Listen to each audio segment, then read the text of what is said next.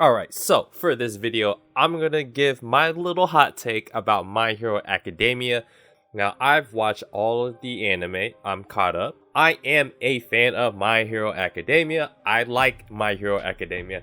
There's a lot of aspects about it that's really good, but there are some things about it from my personal experience that I have a little bit of issues with. So at this point, like, I tell you guys all the time how old I am. I am 31 years old. So that means as a kid, I grew up in the 90s. I grew up in the early 2000s. The most popular shows during that time for like cartoons, you have your Yu-Gi-Ohs, your Pokemons. But very specifically, a more adult-oriented cartoon was X-Men.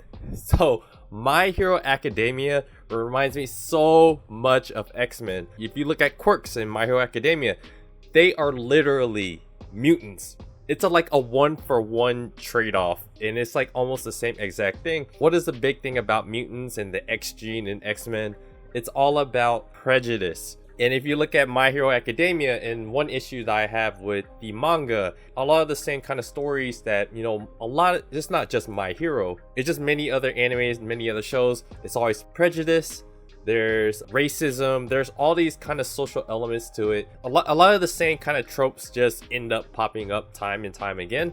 And, it just reminds me a lot of X-Men. Even a lot of the bad guys are like X-Men. If you look at the meta liberation army in My Hero Academia, they're literally like the Brotherhood. They're like Magneto in the Brotherhood. What does Magneto want in X-Men? He wants people with powers being discriminated against or whatever. He wants everyone to live as freely as possible, and that's literally the Liberation Army. And all for one, like, this is going to be a little bit separate from what I think about the Brotherhood and then the Liberation Army. A lot of the same kind of characters. So you have Midoriya or Midoriya or Deku, whatever you want to call, the main character. Let's call him Deku. He's not that interesting of a character. There's still a lot about his background, about his mom, about his dad. There's a lot of things that's going to probably show up later. That's going to be very, very important to his character arc, which is a very, very long one right now. But he just wants to be strong, whatever, right? Not that interesting. He's very typical shonen character, wants power to help protect people. Basic thing to know. The other thing is like Bakugo. A lot of people like Bakugo, but I'm not actually that big of a fan of Bakugo. He's kind of annoying in some aspects, and like I said, I grew up in the 90s, I grew up in the 2000s, so the character that's most like a Bakugo is a Vegeta, and it's just Vegeta light. That's what Bakugo is to me. There's a lot of aspects to Bakugo's relationship with Deku. There's a lot of things there that's very good, and like I said, I am caught up with the manga, so a lot of things happened with Bakugo that I kind of like, but that's a spoiler video. That's another topic for another time. But yeah, characters like Bakugo is like a Vegeta. You have your All Might. Like, All Might is actually my favorite character in My Hero Academia. All Might is a character, he is someone that was in his prime, and now he has to live his life without all of his abilities. Everything that was within All Might's purpose, per se, in terms of his control, is taken away. So he still has the same purpose in wanting to help people, help save people's lives. Now it's on the new generation of people to kind of, take on the mantle of what All Might represented. He was a symbol, right? Over time, we're all humans. We all die. We're not physically at our peak anymore. And so that's what All Might represents to me. It's that transition, like, from being in your prime to being the next phase of your life.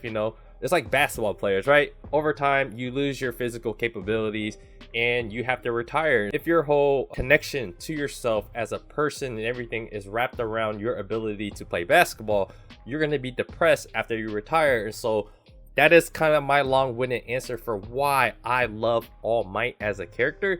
But at the same time, if you look at it very surface level, like, he is just another kind of like a Superman kind of character, right? There's a lot of other characters in My Hero that I find interesting, but they're not as deep as you might think. And then my second favorite character after that is Endeavor. And the reason why it's Endeavor because there's a lot of layers to his character. There's a lot of things that, you know, the envy, you know, it's that Vegeta aspect of it, that pridefulness, that want to be number one but doesn't have the actual physical capabilities to be number one. That is one character in My Hero Academia that I find very, very interesting. So it's all of like the adult characters that I really relate to, probably because of my age. Going back to the story of My Hero Academia, there's just a lot of things that I've already seen. There's a lot of things about the characters where I don't really find as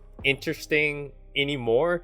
So this season of My Hero Academia, season 6, that's actually my personal favorite. So we're in the middle of something that I actually really like. The cast of characters is so large, but there's no one that I find that is not an All Might or an Endeavor that is the most interesting. Like, All Might and Endeavor are the characters that, you know, I would love to see the most screen time for, and so it's just mostly Endeavor. But after that, a lot of the same tropes and characters, it just reminds me a lot of X-Men. You have the same kind of stories, you have the same kind of motivations, another way to tell another prejudice story. You know, the typical tropes of being discriminated against, we're seeing those same kind of stories. They just want the people to live free to use of their quirks with no kind of regulation. That is basically Magneto, the Brotherhood, that type of ideology. So it's just a lot of the same things that I've seen before in All for One. He's just another typical bad guy. He wants to be in control over the world, and if you want to give some kind of comp to All for One, he'd kind of be like a Doctor Doom kind of character in Marvel. So it's just one of those things where I'm trying to just tell you guys, hey, look, I grew up in the 90s, I grew up in the early 2000s, watching a lot of these cartoons, a lot of these shows, and My Hero Academia is very, very similar to those kind of stories and those kind of characters and those similar story plot arcs. So I can totally understand if you guys are younger and My Hero Academia is one of your first, especially shonen animes that you've ever watched. A lot of these characters, you're probably in love with them. They're probably your first, second, and third impressions of anime and of these characters,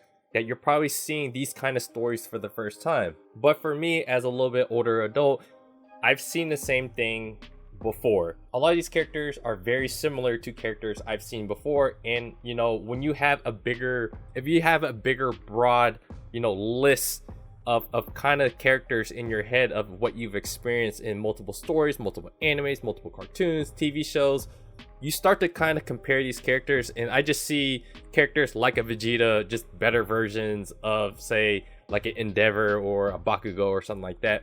That's just my personal issues with My Hero Academia. When I watch it, it's still a good show. There's still a lot of elements that are really, really good. This season is my favorite season, and reading the manga right now with the latest arc, I still find this current arc to be above this current arc in the manga, but who knows, it's not over yet. I'm still up to date with My Hero Academia. If you guys ever want to just talk about it, or you guys want me to make more videos about My Hero Academia, the manga, or anything like that, I would love to talk about that.